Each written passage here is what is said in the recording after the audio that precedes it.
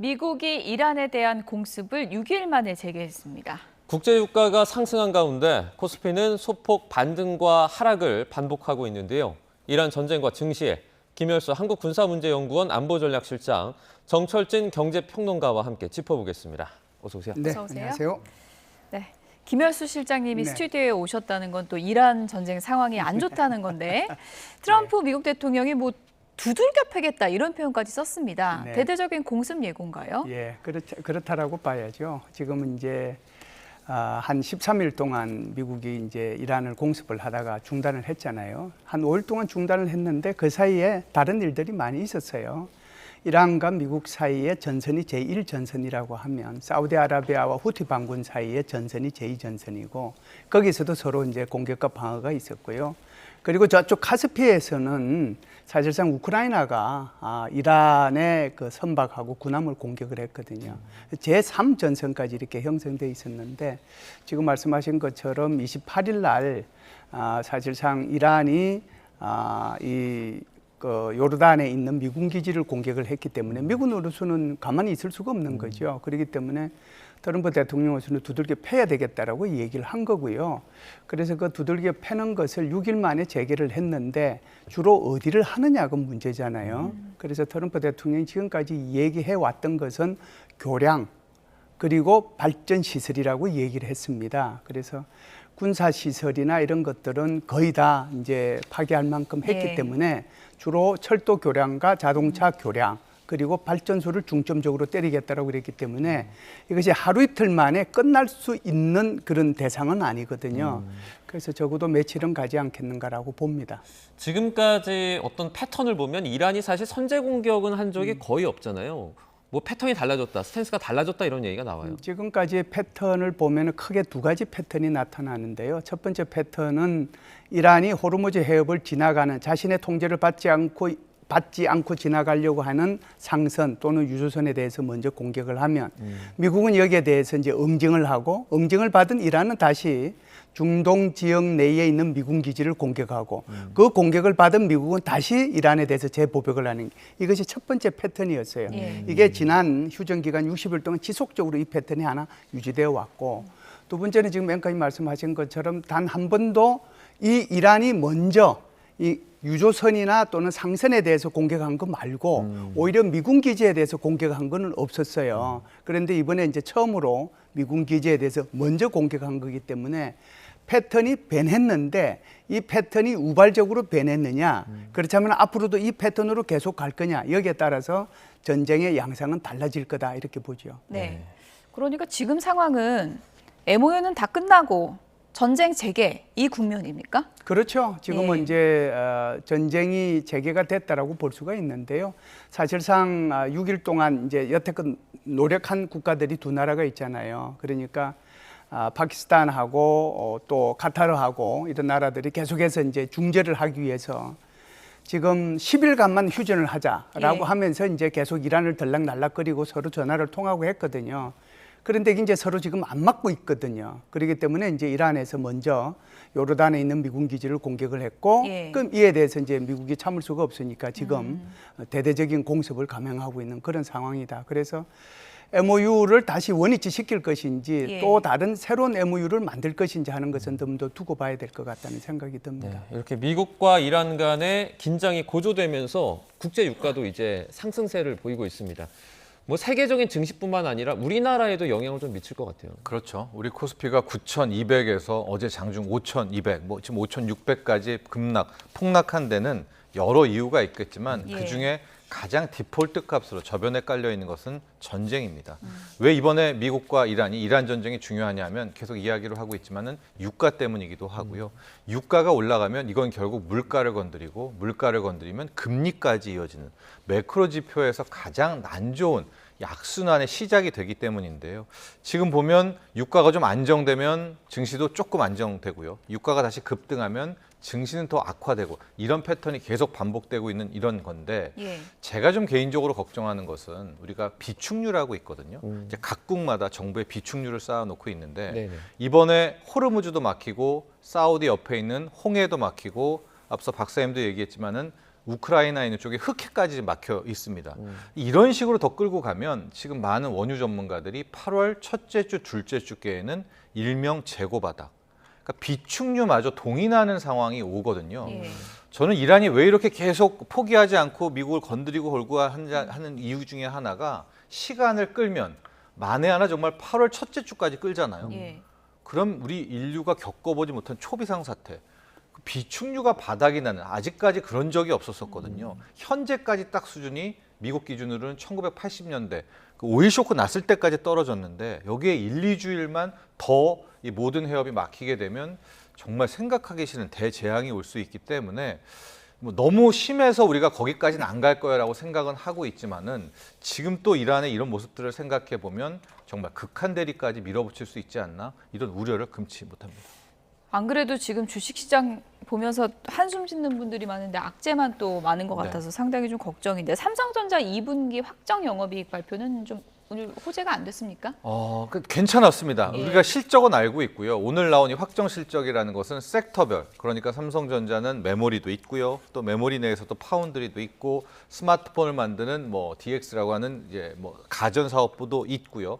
여러 가지 사업부의 각각의 이제 실적들을 나오는 건데 예. 우리가 원하는 대로 나왔습니다. 메모리 반도체는 89조가 나오면서 잘한 건 잘했고 파운드리에서도 실적 개선이 나오고 있었고 물론 이제 이 스마트폰 부분에 있어서 가전 쪽에선 적자가 났는데 이 정도도 우리가 다 알고 있었거든요. 여기도 큰 문제가 없었고요. 주주 환원에 있어서도 원래 예고했었던 주주 환원 정책들과 함께 뭐 주주 배당금도 어느 정도 좀 시장에 부합하고 설비 투자와 증설 이야기도 괜찮았고요. HBM4에 대해서도 상당히 이제 미래 비전을 이제 제시를 했었는데 그럼에도 불구하고 이제 이 순간순간 컨퍼런스 콜 진행될 때 막 삼성전자 주가가 2% 3%까지 갔다가 예. 또 힘 빠지고 갔다가 또 힘 빠지고 이제 이런 대목들이 나오고 있어서 아직까지 이제 시장에 대한 변동성이라든가 불안은 좀 가시지는 않았습니다. 다만 오늘 3전의 컨퍼런스 콜은 어제 있었던 SK 하이닉스보다는 상당히 좀 투심에 있어서는 예. 나쁘지 않았다 이렇게 평가드릴 수 어쨌든 있겠습니다. 전반적으로도 그제 어제 너무 떨어졌잖아요. 네. 그건 일단 멈춘 거죠. 그런 상황입니다. 예. 그러니까 항상 그런 어떤 대폭락이 오고 나면 또 바로 급반등도 힘들거든요. 그러니까 마지막 좀 여진이 나오고 있다. 이렇게 해석해도 될 것 같습니다. 뭐 연일 이 서킷 브레이커가 이어지면서 사실 뭐 연기금이 순매수를 이어가고 있긴 한데요. 지금 주가 하락을 막는 효과가 있는지는 잘 모르겠어요. 어떻습니까? 그러니까 연기금, 아마 국민연금에 대한 이야기도 이번에 좀 태풍이 거치고 나면 다시 한번 시장에서 재점화될 것 같다. 저는 이렇게 생각을 하는데 국민연금의 지금 상황만 뭐 서킷 브레이커 발동하고 연기금 이게 중요한 게 아니라 네. 올 1월에 어떤 이유에서인지 국민연금이 리밸런싱을 유예를 했잖아요. 6월까지 유예를 해서 실은 그 덕분에 코스피가 9천까지 간 것도 맞는데 왜 모든 연기금과 뭐 큰 손들이 다 리밸런싱을 하고 외국인 투자자도 리밸런싱을 하는데 왜 리밸런싱을 안 했을까? 그러니까 9천 갔을 때 했었으면은 상당히 국민연금 수익률이 좋았을 텐데 이게 예. 다시 5천까지 떨어졌잖아요. 예. 그러면 또 어떤 딜레마가 나오냐면요. 5천으로 떨어지면서 국내 주식 비중이 줄었죠. 그럼 주식을 또 더 사야 되나? 그러면 알게 모르게 국민연금이 마치 우리 한국 증시를 부양하는 그런 거 아니거든요. 국민연금이 투자자지 뭐 증시 지킴이가 아닙니다. 그런 오해가 있었는데 절대 아니다. 그런 입장. 네, 그런 이야기 또 하더라고요. 예. 근데 그 오해를 풀기에는 앞대목이 좀 시원치가 않죠. 왜 리밸런싱 유예했지? 그리고 국내 주식 비중을 14.9에서 왜 20%까지 끌어올렸지? 이런 부분들이 좀 안타까운데 네. 지금 다시 포커스가 국민연금으로 오는 것은 이렇게 시장이 엉망이 됐으니까 국민연금이 다시 주식 사야 된다. 이런 이야기가 나오는데요. 이것도 국민연금 입장에서는 좀 뜨악합니다. 오히려 이렇게 하락장에서는 빨리 커트를 하고 수익을 확정지어야 될 것 같은데 지금 이러지도 저러지도 못하는 것이 국민연금의 이제 현실이다. 이렇게 보고 있습니다. 네, 어쨌든 뭐 국제 유가가 오르면 트럼프 지지율도 떨어지고 지금 중간 선거 날짜도 다가올 거고 시간은 뭐 이란 편입니까? 어떻게 보십니까? 뭐 시간은 두 사람 미국 편도 아니고 이란 편도 아니라고 예. 저는 생각을 해요. 미국은 미국대로 지금 중간 선거가 있어서 힘든 게 있고요. 또 이란은 이란대로 사실상 뭐 GDP 면에서도 그렇고 지금 손실된 면에서도 그렇고 그런 거 보면 뭐 경제가 제대로 돌아가고 있지 않은 거잖아요. 그러다 보니까 이란대로 힘든 거죠. 결국은 지금 서로 벼랑 끝에서 서로 이제 버티기를 하고 있는 건데 제가 볼 때는 뭐 누구 편도 아니라고 생각을 해요. 그런데 이제 이란의 입장에서 보면은 이런 거죠. 자, 잘하면 지금까지 이제 미국의 패턴대로 하면 잘하면 미국보다는 우리가 승리할 수 있겠다는 그런 오판은 할 수는 있어요. 그런데 오늘 이제 교량을 때리고 그리고 발전소를 때리고 나면 그것이 이제 굉장히 큰 영향을 미칠 거라고 생각을 하면 그리고 또 이스탄불에 대해서 직접적인 공격이 있게 되면 이때는 또 생각이 달라질 수 있거든요. 지금까지는 버틸 수 있었는데 그런 생각이 들면 그것도 이란 시간은 이란 편은 아니라고 생각을 해요. 트럼프랑 네타냐후가 얼마 전에 회동을 하기도 했잖아요. 지금 네. 상황에서 그러니까 이스라엘이 지금 전쟁에 미치는 영향은 좀 어떻다고 보십니까?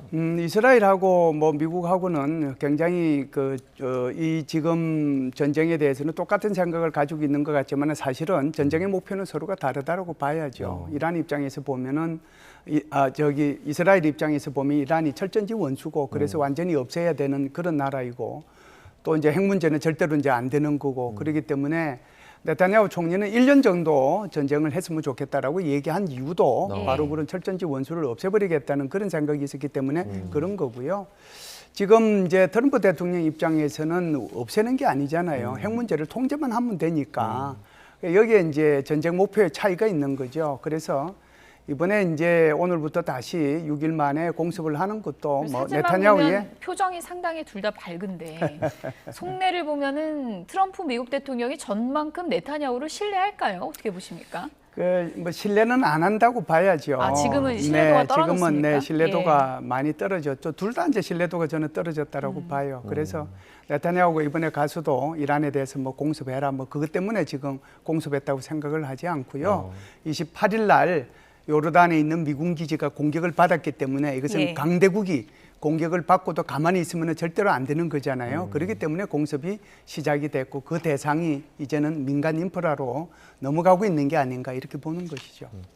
미국의 요격 미사일 재고가 네. 전쟁 이전보다 절반 이하로 떨어졌다라는 분석도 나오는데 사실 이렇게 되면 러시아라든지 중국을 견제하기 어려워지잖아요. 이건 좀 어떻게 보십니까? 싱크탱크에서 지금 얘기하고 있는 게 뭐 35%에서 40% 정도밖에 이제 안 남아 있다 이런 식으로 얘기를 하는데 네. 미사일은 크게 보면 죄송합니다. 공격 미사일하고 요격 미사일이 있거든요. 그래서 공격 미사일은 문제가 없는 것 같고요. 요격 미사일 같은 경우에는 우리가 흔히 아는 패트리어트, 사드, SM3, SM6가 이제 다 요격 미사일에 해당이 되는 방어할 때 쓰는 건데요. 거죠, 이게? 그렇죠. 네네. 방어할 때 쓰는 건데 이것이 지금은 이제 한 40~50% 밑으로 이렇게 쭉 떨어져 있으니까 이것 때문에 얘기를 하는 것 같아요. 그런데 트럼프 대통령의 발언을 이렇게 들어보면 이것이 그렇게 심각한 정도는 저는 아니라고 생각을 합니다. 왜 그러냐면 패트리어트나 사드 같은 경우에는 전 세계에 지금 퍼져 있거든요. 그러면 우리나라도 이제 일부가 주한미군 일부가 이제 갔지만 우리도 지금 패트리어트 3를 갖고 있잖아요. 독일을 포함해가지고 유럽 나라들도 많이 갖고 있거든요. 그러면 패트리어트 발사대가 필요한 것이 아니라 미사일만 필요하거든요. 그럼 미사일을 달라고 그러면 돼요. 돈으로 사도 되고. 그런데 네. 지금까지 그 얘기가 안 나오고 있거든요. 그리고 이보다 더 심각해지면 한국의 천궁2를 사겠다는 얘기가 나와야 될 텐데 그 얘기도 안 나오고 있잖아요. 그래서 이것은 싱크탱크에서 얘기하는 거하고 트럼프 대통령이 생각하는 거하고 국방부에서 생각하는 거하고는 조금 차이가 있다 이렇게 봅니다. 이란전도 그렇고 트럼프 미국 대통령 뜻대로 되는 게 없는 것 같습니다. 뭐 금리는 또 계속 내려라 이렇게 주장을 했는데 보니까 동결했더라고요. 네, 뭐 어쩔 수가 없죠. 예. 왜냐하면 지금 유가가 다시 오르고 물가가 떨어지지 않는데 트럼프 대통령의 명령이라고 독립성 있는 연준이 금리를 내릴 수는 없지 않겠습니까? 자, 그나마 오늘 동결을 했는데요. 동결도 속 시원한 동결은 아니었습니다. 우리가 말하는 매파적 동결이라고 해서 12명의 연준위원 같은 경우에는 3명이 이번에는 올려야 된다. 이번에 올리지 못하면 물가의 불씨를 더 키울 수 있다는 주장을 했습니다. 이렇게 3명 정도가 엇갈린 거 상당히 큰 겁니다. 애기라고 생각하시면 안 되는 거예요. 그리고 이제 케빈 워시의 기자회견 때 이제 워시가 어찌됐건 자기가 물가를 2%대는 타깃이고 잡겠다라고 하니까 기자들이 바로 그럼 어떻게 잡으려 막 계속 질문을 하고 잡는다고 쳤으면 빨리 금리 인상을 해야 되는 거 아니야? 막 이렇게 좀 몰아쳤습니다. 예. 그럼에도 불구하고 케빈 워시는 일단 금리 인상은 조금 마지막 카드로 보고 있는 것 같아요. 그래서 아마 이번에도 동결이었고 9월도 현재 추세대로라고 하면 동결을 할 것 같은데 그 다음부터는 솔직히 모르겠습니다. 유가가 여기서 더 떨어지지 않는다면 물가도 안 떨어지겠고요. 그렇다면은 연내 1회 정도의 금리 인상에 대한 가능성 높아지고 있습니다. 네, 짧게 요거 하나만 더 질문 드릴게요. 그 레버리지 얘기를 안 할 수가 없는데 단일 종목 ETF 레버리지로 이번에 이제 주식이 떨어지면서 손해를 본 금액이 50조 원이 넘는다 그러더라고요. 그렇습니다. 네. 뭐 어마어마한 숫자고요. 단순히 저게 레버리지 자체의 피해뿐만이 아니라 9천에서 5천을 만든 가장 큰 뭐 범위는 레버리지입니다. 네. 국내 수급 자체, 증시 장체를 망쳐버린 주범이다 이렇게 보여지고 있습니다. 자, 그래서 이제 내일부터는 레버리지에 대한 보완책 첫 번째 예탁금 1,000만 원에서 3,000만 원을 늘리는 것이 시행이 되는데요. 다만 이것은 좀 미미할 것 같습니다. 당국도 추가적인 대책 준비하고 있는 것 같아요. 네, 뭐 정치권에서는 좀 거래 중단 얘기까지 나오고 있는데 어떤 대책이 좀 나올지 보겠습니다. 김열수 한국군사문제연구원 안보전략실장, 정철진 경제평론가 두 분이었습니다. 고맙습니다. 고맙습니다.